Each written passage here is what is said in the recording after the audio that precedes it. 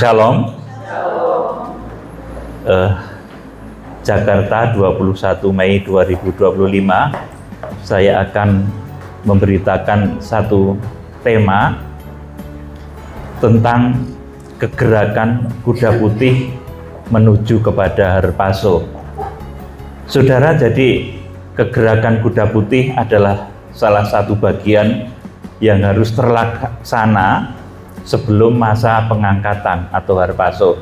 Jadi kegerakan kuda putih itu harus terlaksana sebelum masa pengangkatan. Saudara, kemarin sudah kita kerjakan, kita awali, kita menjadi pelopor dari kegerakan kuda putih dan betapa mendapatkan hasil yang luar biasa. Semua bukan kekuatan saya, bukan kekuatan para peserta, tetapi semua merupakan kekuatan dari Tuhan Yesus, anak domba yang tersembelih. Di sana kita dipertemukan dengan hamba-hamba Tuhan yang berkompeten untuk menyampaikan tentang pemeteraian bangsa Israel. Karena tujuan kegerakan kuda putih itu adalah dimeteraikannya bangsa Israel, saudaraku. Nah, kemarin kita dipertemukan dengan hamba Tuhan yang memiliki beban yang sama. Mereka berkata bahwa memang pemeteraian terhadap bangsa Israel ini sudah waktunya, bahwa terjadinya kegerakan Roh Kudus yang besar yang kemudian akan memeteraikan bangsa Israel ini sudah waktunya. Saudara yang dikasihi Tuhan Yesus Kristus,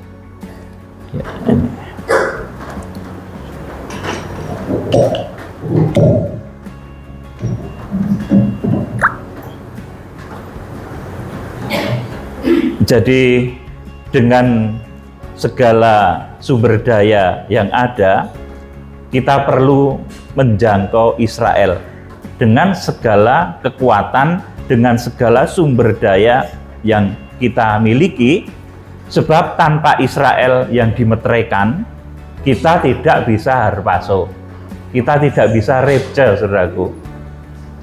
Tanpa Israel, kita tidak akan bisa Repce. Sebab itu, pemberitaan tentang pemeteraian bangsa Israel ini menjadi bagian penting di akhir zaman dan harus dikerjakan.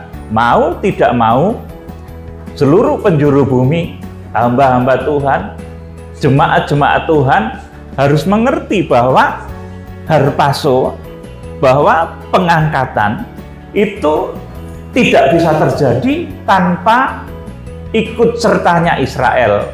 Oleh karena itu, dengan segala kemampuan yang kita miliki, bahkan dengan kemampuan yang apa adanya, kemarin kita sudah mulai. Saudara, dan terbentuklah satu tim kegerakan, di mana di sana saudara-saudara dari suku-suku di Israel akan dikoordinir untuk menjangkau saudara-saudaranya, memeluk saudara-saudaranya, kemudian membawa di dalam satu lawatan besar akhir zaman, di mana mereka nanti akan dipenuhkan dan dimeteraikan oleh Roh Kudus. Itu yang pertama. Kemudian yang kedua, kita sebagai Zaitun Liar juga diberi tugas. Jadi tidak sampai di sini saja, saudaraku, kita memberitakan tentang pemeteraian terhadap bangsa Israel, tetapi kita masih ada tugas. Kita juga harus bersaksi kepada bangsa-bangsa lain, kepada para hamba Tuhan, kepada seluruh penjuru dunia, bahwa menjangkau bangsa Israel itu adalah bagian penting dari rencana Tuhan di akhir zaman. Tanpa Israel dimeteraikan, tidak ada orang yang bisa Repce, tidak ada orang yang bisa Harpaso. Jadi pemeteraian terhadap bangsa Israel itu merupakan hal yang sangat fundamental dan harus terjadi di akhir zaman. Sebab itu, mari kita sebagai bangsa Zaitun Liar memiliki kerinduan untuk dimeteraikannya bangsa Israel. Saudaraku yang dikasihi Tuhan Yesus Kristus, jadi yang dibutuhkan di akhir zaman sebagai syarat Harpaso, atau kalau orang mengenal dalam bahasa umum itu disebut rece atau pengangkatan, syarat dari harpazo itu Israel dimetrekan, bertobat, dan dipenuhi oleh Roh Kudus. Saudara mungkin mendengar ya di media-media bahwa ratusan dari orang-orang Yahudi pada pulang ke Israel, saudaraku, kembali ke tanah perjanjian. Saudara, apakah itu yang disebut dengan gerakan Kuda Putih, atau apakah itu yang diharapkan di dalam gerakan Kuda Putih? Saudaraku, mereka orang Yahudi kembali dari berbagai negara ke Israel, ke tanah perjanjian. Itu untuk apa dulu, saudaraku? Kalau untuk kembali dan membangun bait suci lahiriah, kemudian menegakkan syariat-syariat Taurat, saudaraku, maka itu adalah bukan yang dikehendaki di dalam kegerakan Kuda Putih. Jadi meskipun saudara mendengar berita-berita, wah, ada banyak orang Yahudi yang pulang ke Israel dari berbagai negara, dari Amerika, dari Eropa, dari berbagai tempat pulang ke Israel. Untuk apa dulu, saudaraku? Kalau itu untuk membangun bait suci yang ketiga, saudaraku, justru ini bukan merupakan penggenapan dari Wahyu pasal yang ke-7 ayat 1 sampai 4. Ini bukan pemeteraian terhadap bangsa Israel. Justru ini harus diwaspadai. Kalau mereka pulang untuk membangun bait Allah yang ketiga, padahal tertulis di dalam Matius pasal 24 ayat yang ke-15, dan ada ayat yang lain juga bahwa nanti antikris itu akan duduk di bait Allah. Saudaraku, kalau mereka kembali ke Israel itu bukan dalam rangka mengimani Injil, bertobat, kemudian dibaptis, menerima Roh Kudus, maka kembalinya mereka ke Israel itu juga bukan sesuatu yang perlu dibesar-besarkan. Sebab Alkitab ini mencatat bahwa kedatangan Tuhan itu dekat kalau bangsa Israel itu dimeteraikan. Dimeteraikan itu artinya apa? Menerima Tuhan Yesus, kemudian dipenuhi oleh Roh Kudus secara permanen. Jadi kalau ada orang Yahudi pulang ke Yahudi, ke bangsa Israel, ke tanah Israel, mereka pulang dengan niat untuk membangun bait Allah yang ketiga, saudaraku, bukan untuk bertobat, menerima Tuhan Yesus, kemudian supaya dimeteraikan Roh Kudus. Justru, saudaraku, ini satu arus yang membuat saudara nanti bingung. Sebab itu saya sampaikan di sini bahwa nanti, saudaraku, yang menjadi pertanda dekatnya masa pengangkatan adalah apabila ada pemeteraian atas bangsa Israel. Jadi dari 12 suku itu Tuhan nanti akan memilih, dikatakan Tuhan akan menyiapkan satu sisa untuk diselamatkan dan dimeteraikan di akhir zaman. Jadi yang pada pulang semuanya itu, saudaraku, yang tujuannya adalah membangun bait Allah secara lahiriah malah keliru. Saudaraku, nanti malah menggenapi Matius pasal 24 ayat 15. Mereka akan mendirikan satu bait Allah di mana nanti antikris akan berdiri. Dan herannya, saudaraku, ini banyak orang yang mendukung pembangunan bait Allah yang ketiga.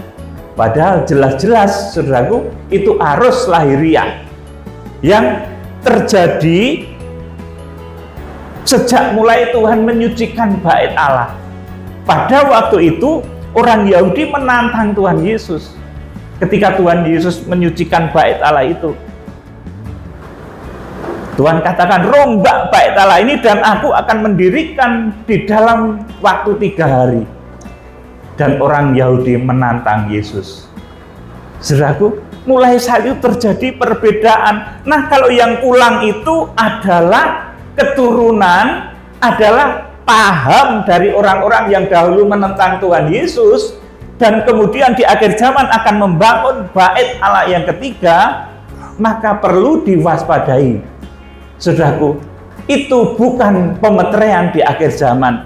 Justru pemeteraian di akhir zaman itu, saudaraku, nanti akan terjadi untuk orang-orang khusus. Jadi sejak 2000 tahun yang lalu, ketika Tuhan menyucikan bait Allah, Tuhan itu memang masih menyisakan benih-benih dari bangsa Israel yang nanti harus diselamatkan.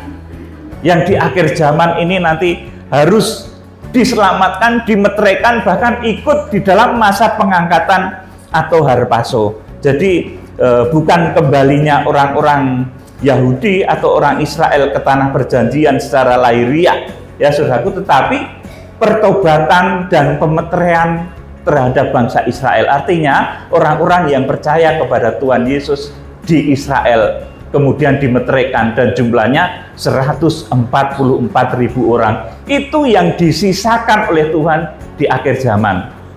Kemarin kami ke Israel melayani kebaktian di Bethlehem. Ternyata mereka beribadah bukan dalam suasana yang mudah. Saya langsung di tempat itu, saudaraku, dan mendengar apa yang disampaikan oleh hamba Tuhan yang melayani di tempat itu.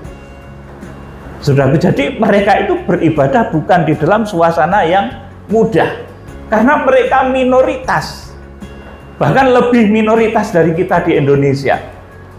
1% saja, bahkan mungkin kurang dari 1%.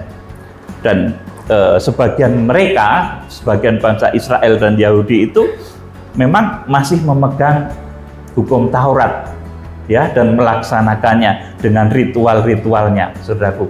Nah, kalau orang dari seluruh penjuru bumi itu kembali ke Israel, datang untuk menegakkan syariat Taurat, saudaraku, maka itu bukan merupakan pemeteraian di Wahyu pasal yang ke-7. Sedangkan yang dimaksud dengan pemeteraian di Wahyu pasal 7 ayat 1 sampai ke-4 adalah ketika bangsa Israel yang menerima Tuhan Yesus Kristus itu dipenuhi oleh Roh Kudus, kemudian bersatu dengan gereja-gereja seluruh penjuru bumi. Saudaraku, itulah persekutuan indah, tercangkoknya zaitun asli dan zaitun liar. Saudaraku yang dikasihi Tuhan Yesus Kristus, jadi kalau orang-orang Yahudi dan Israel itu pulang ke tanah perjanjian, tetapi bukan untuk percaya Injil, bukan untuk dimeteraikan, bisa jadi malah terjebak pada arus yang salah. Kalau mereka pulang untuk membangun bait Allah yang ketiga, pendirian kembali sistem ibadah Musa, maka mereka sedang terjerumus dalam kesalahan motivasi. Mereka pulang untuk motivasi yang keliru, dan tidak selayaknya kita menjadi heran atau bangga, wah ini bangsa Yahudi, bangsa Israel sudah pada pulang, ada 250.000, bahkan ada yang mengatakan 300.000 sudah pada pulang. Saudaraku, lihat dulu mereka pulang mau apa. Kalau mereka pulang mau dimeteraikan oleh Roh Kudus, percaya Injil, nah itu luar biasa, itu tanda dari kegenapan kitab Wahyu. Tapi kalau mereka pulang untuk membangun bait Allah yang ketiga, itu bukan. Saudaraku, perhatikan ya, ini baik-baik. Jadi kegerakan kuda putih adalah untuk memeteraikan bangsa Israel, dan yang memeteraikan itu Roh Kudus. Kita hanya dijadikan sebagai alat untuk membawa mereka itu dimeteraikan oleh Roh Kudus, seperti panggilan dalam Yesaya pasal 46 ayat 9 sampai 11, di dalam Roma pasal 11 ayat 25 sampai 31. Saudara, jadi kegerakan kuda putih adalah untuk memeteraikan Israel. Di sana Tuhan sudah mempersiapkan orang-orang yang tidak menyembah Baal. Mereka percaya Injil namun belum dimeteraikan. Nah, ini yang kita jumpai kemarin. Jadi di sana tuh sudah banyak orang Kristen tapi belum dimeteraikan oleh Roh Kudus. Nah, itu saudaraku yang harus dimeteraikan di akhir zaman. Itulah sisa-sisa Israel yang harus dimeteraikan. Inilah yang disebut dengan sisa-sisa Israel yang diselamatkan. Bahkan ini sejak kitab Nabi Yesaya pun sebetulnya sudah dinubuatkan. Jadi dari waktu ke waktu, dari kesulitan dan kesulitan itu Tuhan selalu menyisakan orang-orang yang selamat, ya. Kita akan membaca di dalam Yesaya pasal 10 ayat 20 sampai 22 dibaca Pak Yepta. Yesaya pasal 10 ayat 20 sampai 22. 10 ayat 20. Yesaya 10 ayat 20 sampai 22. Tetapi pada waktu itu sisa orang Israel dan orang yang terubuk di antara kaum keturunan Yakub tidak akan bersandar lagi kepada yang mengalahkannya, Terus? tapi akan bersandar kepada Tuhan yang Maha Kudus, Iya, Allah terus? Israel, dan tetap setia. Suatu sisa akan kembali, sisa Yakub akan bertobat di hadapan Allah yang perkasa. Sebab sekalipun bangsamu, hai Israel, seperti pasir di laut banyaknya, namun hanya sisanya akan kembali. Tuhan telah memastikan datanya kebinasaan, dan dari situ timbul keadilan yang meluap-luap. Amin. Di sini Tuhan itu tetapkan. Sebab sekalipun bangsa Israel itu seperti pasir di laut banyaknya, namun hanya sisanya akan kembali. Pemeterian bangsa Israel pun seperti itu. Seolah-olah kita melihat arus baliknya orang-orang Yahudi, orang-orang Israel ke tanah perjanjian, ke tanah Israel. Seolah-olah kita melihat itu, tetapi itu adalah arus kamuflase saja. Bukan itu sebetulnya, saudaraku. Yang dikehendaki Tuhan adalah terjadinya lawatan Injil, di mana orang menerima Injil, suku-suku Israel itu menerima Injil kemudian dimeteraikan. Nah, itu baru menjadi tanda dari Wahyu pasal 7 ayat 1 sampai 4. Kalau pemeteraian Israel ini terjadi, saya sampaikan kepada saudara, maka masa pengangkatan atau masa harpazo dan juga masa antikris itu hitungannya sudah dekat, saudaraku. Bahkan digambarkan laksana seperti orang yang hamil kemudian melahirkan seorang anak. Dari permulaan hamil sampai melahirkan seorang anak, itu jaraknya kurang lebih 9 bulan 10 hari. Ini kurang lebih, saudaraku. Nanti kalau ada pemeteraian atas bangsa Israel, sekali lagi pemeteraian itu bukan pulangnya bangsa Yahudi dari Amerika, dari Eropa yang diberita-beritakan itu. Tidak. Mereka pulang malah ingin membangun bait suci yang ketiga.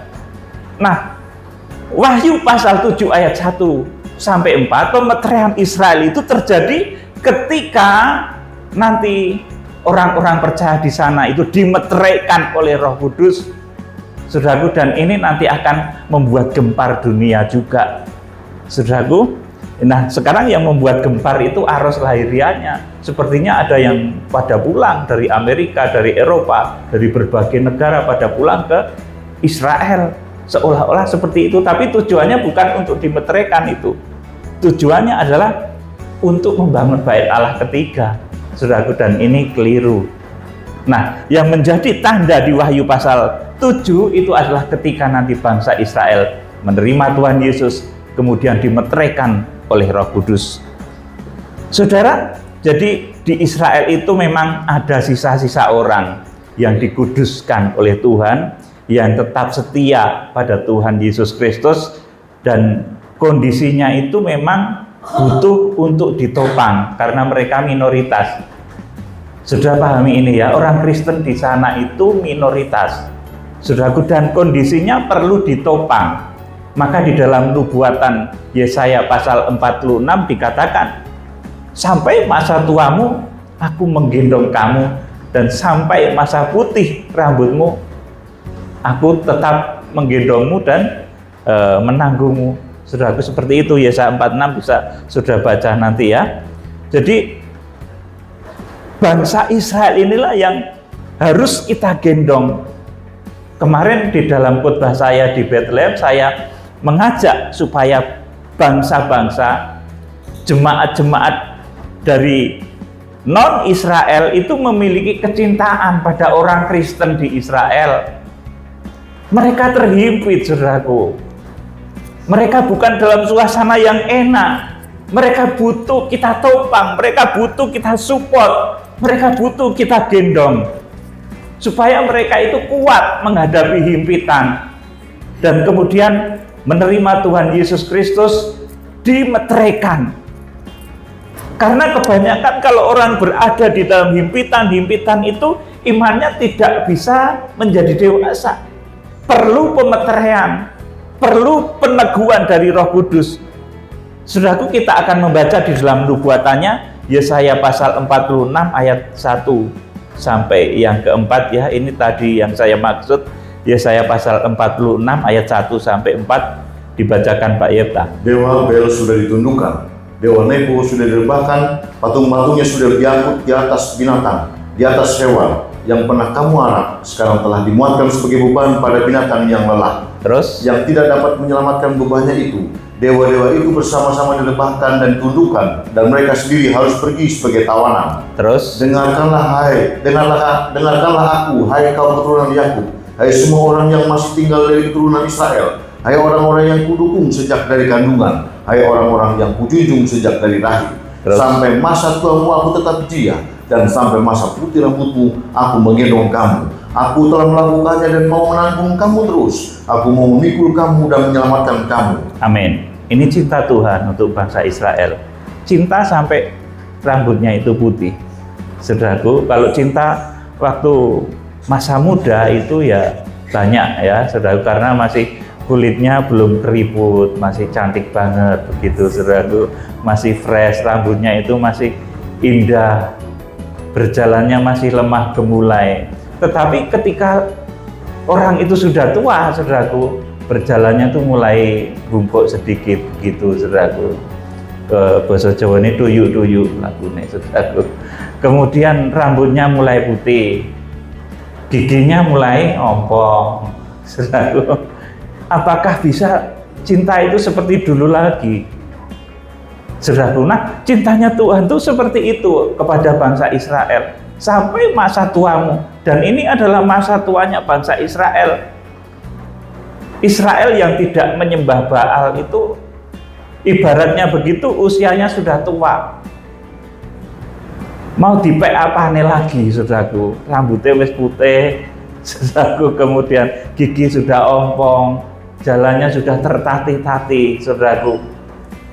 Kalau bukan cintanya Tuhan, itu cinta apa? Oleh sebab itu, Tuhan meneladankan cinta yang sedemikian. Meskipun Israel ini di masa tuanya, artinya ini sudah menjelang akhir zaman. Israel sudah dalam kondisi tertatih-tatih. Israel yang tersisa itu kondisinya tertatih-tatih, rambutnya sudah putih, sudah tua, giginya sudah banyak yang ompong. Nah, saudara, cinta Tuhan itu begitu luar biasa atas bangsa Israel. Makanya kalau kita punya cinta juga harus sedemikian, mengampuni, memaafkan ya. Jangan karena sudah jelek jadi nggak cinta lagi. Ya, saudaraku, sudah wah gigimu wis ompong, nggak kayak dulu lagi, saudaraku. Ya, jangan seperti itu. Gigi saya sudah banyak yang goyang ini, saudaraku. Saya itu makanya kalau makan ya hati-hati, bukan karena nggak mau makan yang lezat-lezat, tapi takutnya itu nanti kalau giginya itu sayang kalau sampai kena goyang, saudaraku. Jadi seperti itu ya, sampai masa tuamu, sampai gigimu goyang, saudaraku, Tuhan itu tetap sayang sama saudara. Jangan karena sudah tua nggak optimis lagi kalau Tuhan sayang. Meskipun gigimu sudah tinggal sedikit, rambutmu tinggal sedikit ya, lama-lama ini botak juga ya saya ini, saudaraku. dulu keren, tapi kok nggak sadar nih belakang ini ya mulai jarang-jarang gitu, saudaraku. Tapi meskipun sampai masa tua ya, Tuhan itu selalu memegang janjinya. Tuhan yang dahulu mengutus saya menampakkan diri di dalam penglihatan yang sangat jelas, itu kasih setianya itu ajaib dan membawa kepada kegenapan yang luar biasa. Saudara, jadi sekali lagi, bangsa Israel yang tersisa itu, bangsa Israel yang takut akan Tuhan itu, bangsa Israel yang takut kepada Kristus itu, saudaraku, saat ini mereka itu dalam kondisi lemah. Bukan orang-orang yang berkuasa atas bait Allah di sana. Saya beritahu saudara, saudara-saudara kita, bangsa Israel yang terima Yesus di sana, orang-orang yang tidak menyembah Baal, orang-orang yang takut kepada Kristus, itu di sana dalam kondisi lemah, bukan menjadi orang-orang yang berkuasa atas bait Allah. Bait Allah yang dikuasai oleh Yahudi Ortodok Ultra itu, saudaraku, yang sangat keras bahkan, ya saudaraku. Jadi kita harus ngerti loh, saudaraku, yang akan dimeteraikan oleh Tuhan, yang menjadi sisa-sisa yang dijaga oleh Tuhan, mereka itu dalam kondisi lemah saat ini. Dulu saya mengira, aduh, Israel ini tentunya hebat-hebat, kuat-kuat, tetapi ternyata saudaraku, yang menerima Tuhan, mereka yang takut kepada Kristus, itu kondisinya lemah di sana karena terhimpit kondisi, karena terhimpit keadaan. Nah, sisa-sisa Israel ini harus dimeteraikan, dan itu menjadi tugas kita. Makanya kita ke sana, saudaraku. Bukan saya kemudian dapat duit dari sana, saudaraku, tapi justru berkorban, saudaraku, untuk menjangkau mereka, memberitakan keselamatan, memberitakan rencana Tuhan di akhir zaman. Kita semua berkorban dari seluruh tim itu, saudaraku. Kita menopang mereka. Kalau saudara datang ke sana ya secara nyata, saudara akan melihat bahwa orang-orang yang percaya Tuhan Yesus, yang takut kepada Kristus, itu bukan di dalam kondisi yang enak. Mereka tertekan, terhimpit, mereka perlu digendong. Makanya ya saya katakan, sampai masa tuamu aku akan menggendong kamu.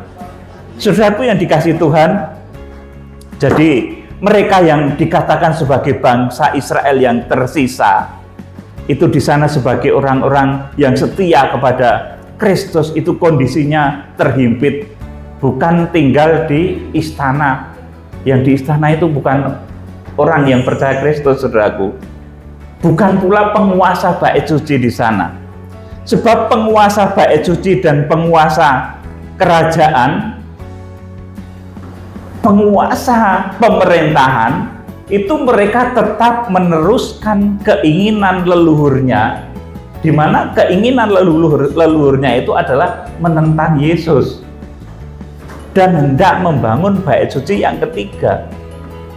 Jadi ini kebanyakan dari orang Israel itu seperti itu. Nah, sisa yang harus dimeteraikan itu adalah orang-orang yang terhimpit, saudaraku. Sedangkan mereka penguasa negara, penguasa bait suci, itu justru adalah orang-orang yang meneruskan keinginan leluhurnya, orang-orang Yahudi yang menentang Yesus dan hendak membangun bait suci yang ketiga. Nah, gini banyak yang dukung, saudaraku. Wah, aku dukung sekian puluh miliar. Mbok ya dukung kegerakan Muda Putih ini, saudaraku. Nanti tak ajak banget orang banyak nanti, saudaraku. Jadi saya kadang heran, ada yang bangun bait suci Allah, malah yang tergerak itu banyak sekali bait suci yang ketiga. Padahal itu dinyatakan itu nanti yang duduk di sana itu pembinasa keji. Matius pasal 24 ayat yang ke-15. Nah, mulai saat ini jangan keliru lagi kalau mendukung ya, saudaraku. Jadi penguasa bait suci dan penguasa kerajaan itu tetap meneruskan keinginan leluhurnya menentang Tuhan Yesus dan hendak membangun bait suci yang ketiga. Kita akan membaca riwayatnya di dalam Yohanes pasal 2 ayat 18 sampai 20. Injil Yohanes pasal 2 pasal 18 sampai ayat 18 sampai 20 dibaca Pak Yepta. Orang-orang Yahudi menentang Yesus, katanya, "Tanda apakah dapat engkau tunjukkan kepada kami bahwa engkau berhak bertindak demikian?" Terus jawab Yesus kepada mereka, "Rombak bait Allah ini, dan dalam 3 hari aku akan mendirikannya kembali." Lalu kata orang Yahudi kepadanya, 46 tahun orang mendirikan bait Allah ini, dan engkau dapat membangunnya dalam 3 hari? Amin. Saudaraku, dari sini permusuhan antara orang-orang Yahudi yang menentang Yesus dan Yesus dengan konsep bait Allah rohani itu timbul friksi, timbul perpecahan sampai sekarang. Dan orang-orang Yahudi menyebar ke seluruh penjuru bumi. Nah, kalau sekarang mereka kembali, tetapi dengan keinginan membangun bait Allah yang ketiga, saudaraku, ini bukan melakukan kehendak Tuhan Yesus, saudaraku. Tuhan Yesus malah ngomong lain ya, saudaraku, rombak bait Allah ini, dan aku akan membangunnya, aku akan mendirikannya di dalam 3 hari. Saudaraku, yang dimaksud adalah tubuh Kristus. Kita sekarang harus membangun tubuh Kristus, di mana tubuh Kristus itu nanti 9 bulan sebelum Harpaso itu harus dimeteraikan dari bangsa Israel. Dan jumlahnya adalah 144.000 dari suku keturunan Israel, di mana mereka itu sekarang posisinya bukan dalam posisi enak. Mereka bukan penguasa kerajaan, mereka bukan penguasa bait suci, mereka dalam kondisi terjepit dari sudut apapun. Makanya kita ke sana itu karena mujizat Tuhan, saudaraku. Enggak mudah, saudaraku. Tidak mudah. Di perjalanan tuh kalau bukan karena penyertaan Tuhan, ya situasinya juga seperti ini, saudaraku. Kalau saya bersaksi gitu, banyak sekali mujizat yang dialami oleh para peserta dan juga oleh kami semua leader dari kegerakan Kuda Putih ini, saudaraku. Ya, saya tidak akan bercerita sekarang, terlalu banyak itu, saudaraku. Besok saya akan sampaikan nanti, saudaraku.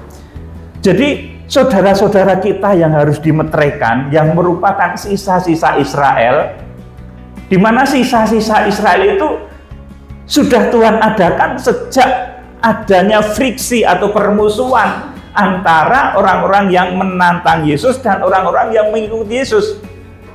2000 tahun yang lalu benih itu sudah ada, saudaraku.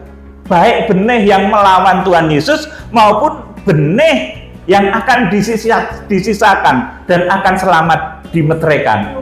Itu semuanya ada. Saudara, dahulu saya pernah mengira, ya saudaraku, ketika belum mengadakan pemetaan, saya belum mengunjungi secara langsung bangsa Israel, saya mengira kegerakan Kuda Putih itu nanti semua bangsa Israel itu harus bertobat, dibaptis. Ternyata sisanya, dan sisanya itu kondisinya tidak enak, saudaraku. Makanya ini satu perjuangan yang berat. Ternyata amanat kegerakan ini adalah untuk sisa-sisa Israel menurut pilihan kasih karunia.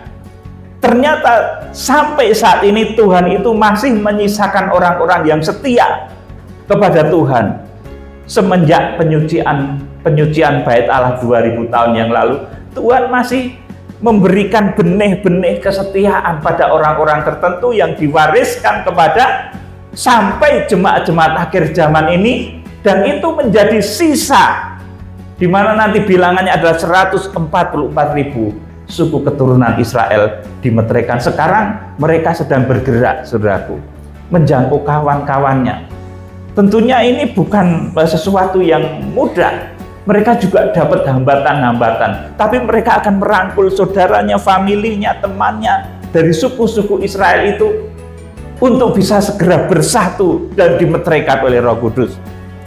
Saudara, seperti pada zaman Elia, ya, Elia itu juga tidak mengira, saudaraku, kalau masih ada umat yang Tuhan sisakan dan harus dia perjuangkan. Ketika Elia putus asa dan takut karena diancam oleh Isabel setelah mengalahkan 450 Nabi Baal, jadi Nabi Elia itu berperang, ya, berlomba di atas Gunung Karmel melawan 450 Nabi Baal, dan 450 Nabi Baal itu akhirnya dikalahkan oleh Elia. Nabi Baal itu cirinya seperti apa, saudaraku? Kebaktiannya kacau, saudaraku. Berkeliling-keliling mezbah. Saudara, kalau melihat di dalam kisah ketika Elia mengalahkan 450 Nabi Baal, Nabi Baal itu ibadahnya kacau, putar-putar, saudaraku, kesurupan lama-lama. Kalau saudara sedang ibadah sebaiknya jangan kesurupan ya. Saya peringatkan saudara, kalau kesurupan itu ciri nggak baik. Itu nabi-nabi Baal itu kesurupan lama-lama saudaraku. Kesurupan. Nah, kalau kesurupan akhirnya merusak mezbah. Kemarin ini disampaikan rekan saya pendeta Helbert ya, yang saya tunjuk untuk menyampaikan firman di Gunung Karmel. Dia mendapatkan firman itu dan saya mengaminkannya. Kalau orang itu kesurupan, di tengah-tengah ibadah itu ada orang yang kesurupan, mezbah itu rusak, ibadah itu rusak, dan doa tidak didengar. Oleh sebab itu kalau saudara beribadah kepada Tuhan, jangan sampai kehilangan kontrol dan dimasuki roh lain, bengok-bengok, karu-karuan, kursi-kursi jempalik-jempalik. Saudaraku, itu ciri dari ibadah Baal, saudaraku. Dan di akhir zaman harus diperangi oleh Elia, saudaraku.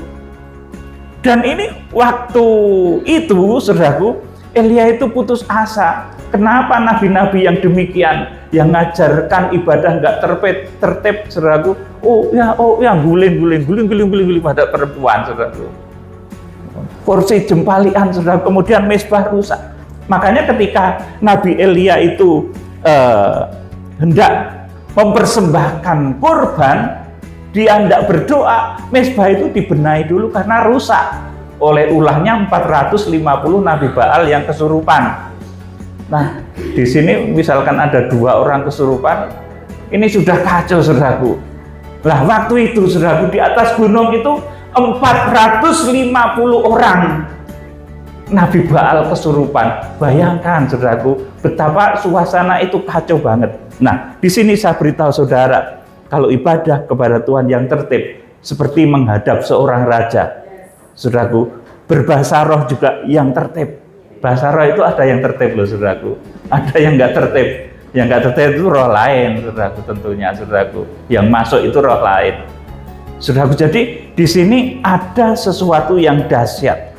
Ketika Elia itu putus asa dan mengira, ini yang tenar kok malah nabi-nabi Baal toh. Satu kadang juga gitu.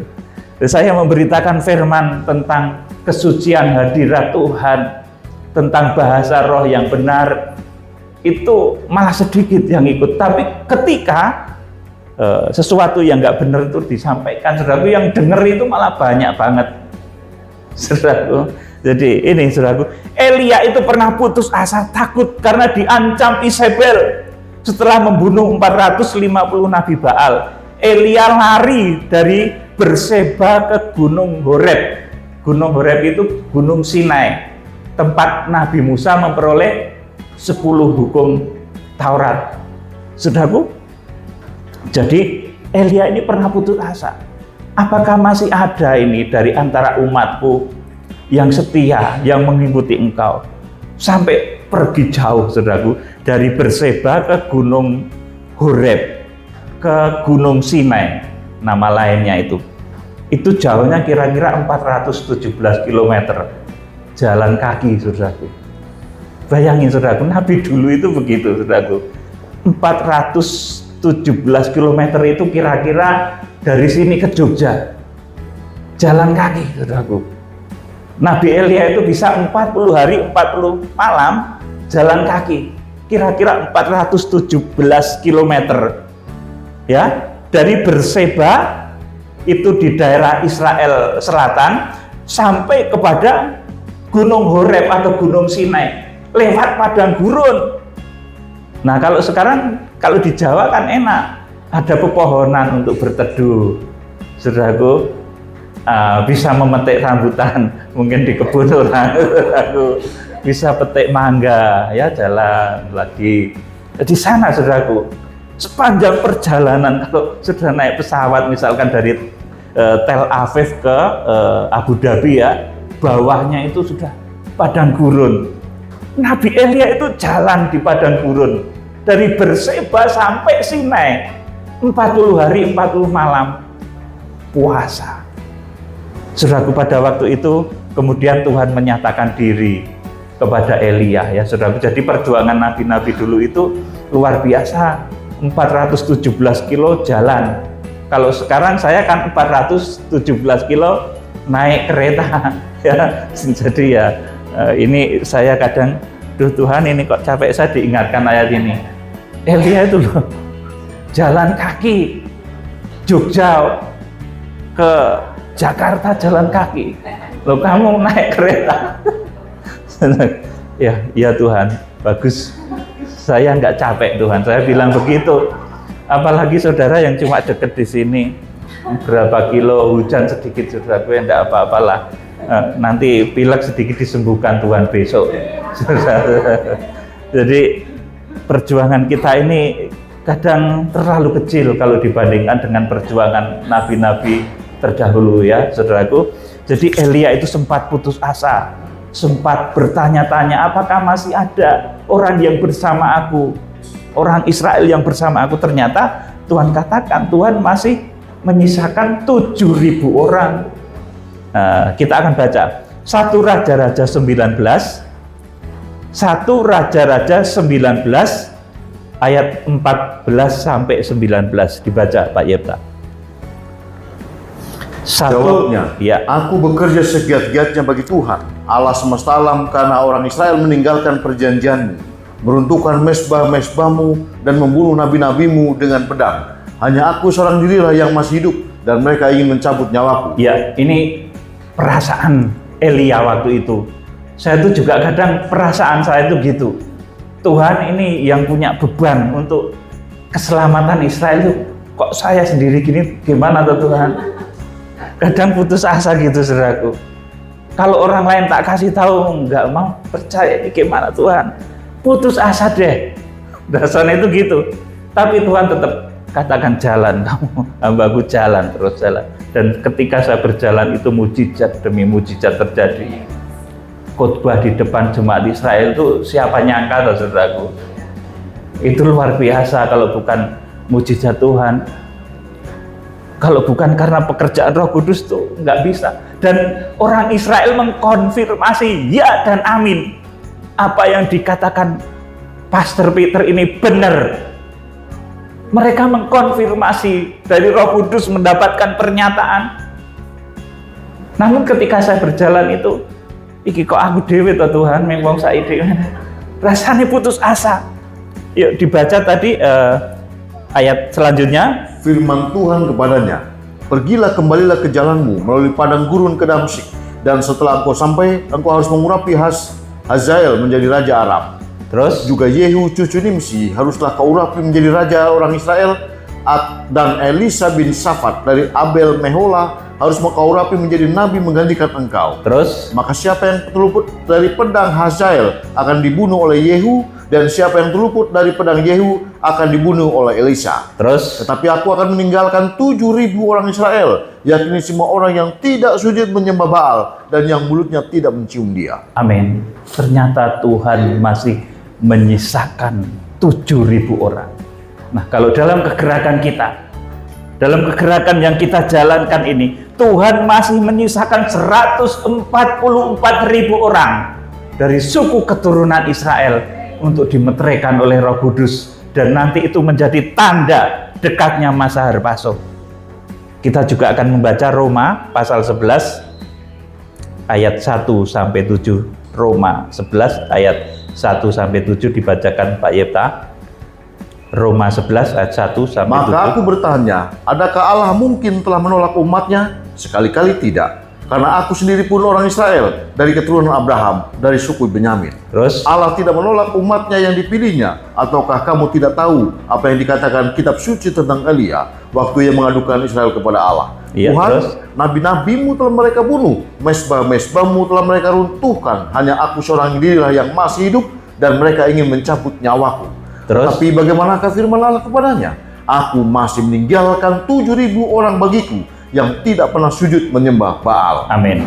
Jadi di Israel itu sebetulnya terjadi pemberhalaan, ya saudaraku, pemberhalaan terhadap Musa, pengkultusan terhadap Musa, sehingga mereka menolak Kristus. Nah, Saudara, saat ini Tuhan masih meninggalkan sisa-sisanya. Orang-orang yang mau mencintainya, dan bilangannya Kitab Wahyu mencatat itu 144.000 suku keturunan Israel. Dan ini beneran, saudaraku, suku keturunan Israel. Nanti akan kita lawat, dan Roh Kudus yang menyertai kita akan memeteraikan. Dan luar biasa, saudaraku, ketika terjadi makan bersama ya, setelah fellowship itu kan kita makan bersama, kita saling mengenal, saling berpelukan lah, kita saling mengasihi. Bahkan mereka mengatakan, disinilah rumah keduamu. Saudara, dikatakan seperti itu. Kita boleh setiap waktu ke sana, tapi prosedurnya yang susah. Saudaraku, kita boleh setiap saat itu ke sana. Saudaraku, Tuhan masih menyisakan, kalau di akhir zaman itu 144.000 orang dari suku keturunan Israel yang tidak terlibat di dalam pengkultus individuan terhadap Musa. Kalau mereka yang masih terlibat dalam pemberhalaan, pengkultusan terhadap Musa, maka saudaraku, mereka akan melakukan ritual-ritual yang Tuhan kurang berkenan, ya saudaraku, seperti yang dilakukan oleh kebanyakan umat Yahudi sekarang. Nah, sekarang yang pada pulang, yang katanya ratusan ribu itu pulang ke Yahudi, mau apa? Kalau mau membangun bait Allah yang ketiga, yaitu penggenapan Alkitab juga, tapi penggenapan yang negatif. Kita mau menggenapkan yang positif, saudaraku, yaitu dimeteraikannya 144.000 dari suku keturunan Israel. Kalau pada zaman Elia itu Tuhan masih menyisakan 7.000 orang yang tidak sujud menyembah Baal. Kalau sekarang ini Tuhan masih menyisakan 144.000 suku keturunan Israel yang tidak terjebak di dalam pemberhalaan terhadap Musa, pengkultusan. Saudara, mengkultusan orang itu nggak boleh ya. Saudara punya pendeta hebat mungkin, kemudian suatu ketika pendeta itu meninggal dunia, ya saudara jangan kultuskan. Nanti saudara datang ke makamnya hamba Tuhan yang sudah meninggal itu, saudara minta, Pak Pendeta tolong berkati aku, lah sudah meninggal saudaraku. Minta pada Tuhan, jangan seperti itu ya. Itu sesuatu yang tidak baik. Jadi meminta kepada arwah orang yang sudah meninggal itu sesuatu yang tidak baik. Bangsa Israel pun terjebak di dalam pemberhalaan terhadap Musa, pengkultusan terhadap Musa sampai saat ini, saudaraku. Tetapi Tuhan masih menyisakan orang-orang pilihan yang digambarkan di dalam Alkitab kemudian adalah 144.000 suku keturunan Israel yang tidak menyembah Baal. Selanjutnya, demikian juga ayat sebab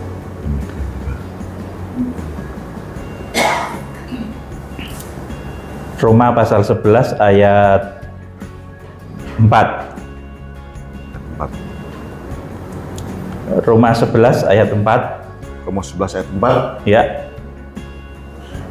Tetapi bagaimanakah firman Allah kepadanya? Aku masih meninggalkan 7.000 orang bagiku yang tidak pernah sujud menyembah Baal. Terus? Demikian juga pada waktu ini ada tinggal satu sisa menurut pilihan kasih karunia. Terus? Tapi jika hal itu terjadi karena kasih karunia, maka bukan lagi karena perbuatan. Sebab jika tidak demikian, maka kasih karunia itu bukan lagi kasih karunia.